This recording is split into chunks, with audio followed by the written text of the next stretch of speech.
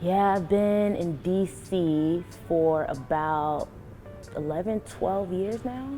Literally up the street is the college that I attended, which was Trinity University. Went there, got my BA and my master's. Once I graduated, I had no desire to return back to South Carolina after experiencing how just awesome DC is.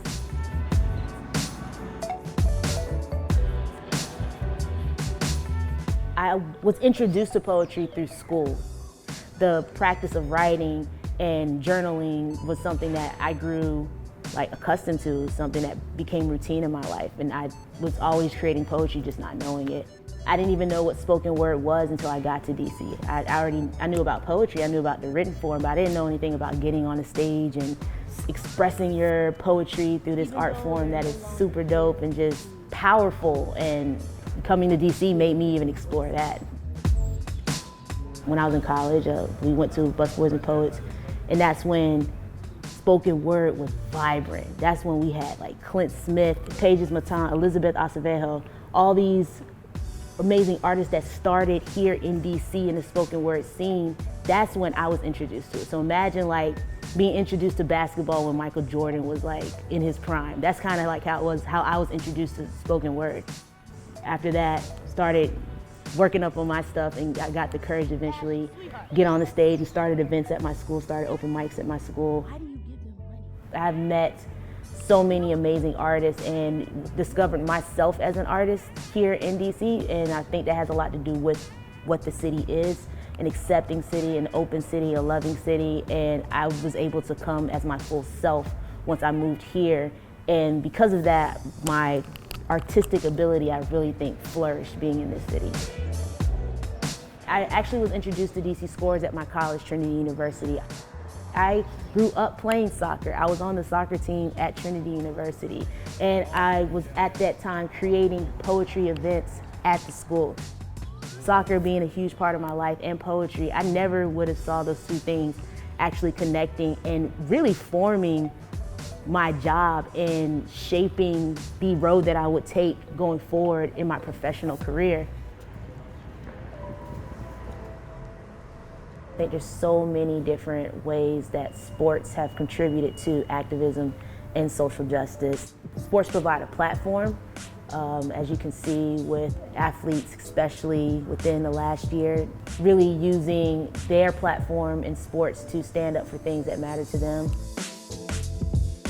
They embody social justice and activism in so many different ways. They've been pivotal parts of history. Sports have provided that megaphone, provided that stage that is necessary for this type of work to happen.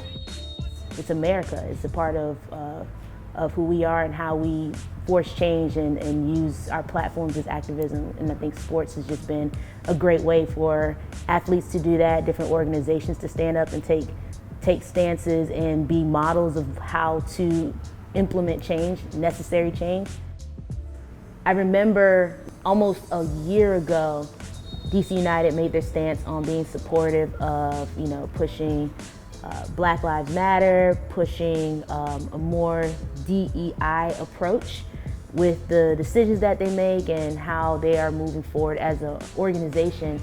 I think that was a time also where a lot of organizations were doing that, and it was almost during a time where a lot of folks were worried that this was just performative stuff, we're just saying this now, but let's see how time plays out, who's really going to actually start implementing and making changes. And I can say that DC United has been one of those organizations that has really impressed me with the fact that they are standing by what they said.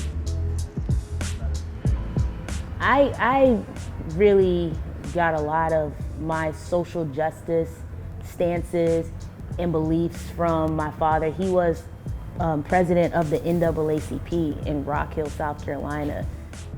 Seeing my dad out fighting for numerous causes and seeing the good outcomes, but also seeing some of the nasty things on the other ends of that helped me to realize how necessary this work is, but also how hard this work is. It's not easy. So when people are like, "Oh, this is really tough work," I understand that because it's supposed to be. It's been something that's people have been battling and fighting for years and years to try to change.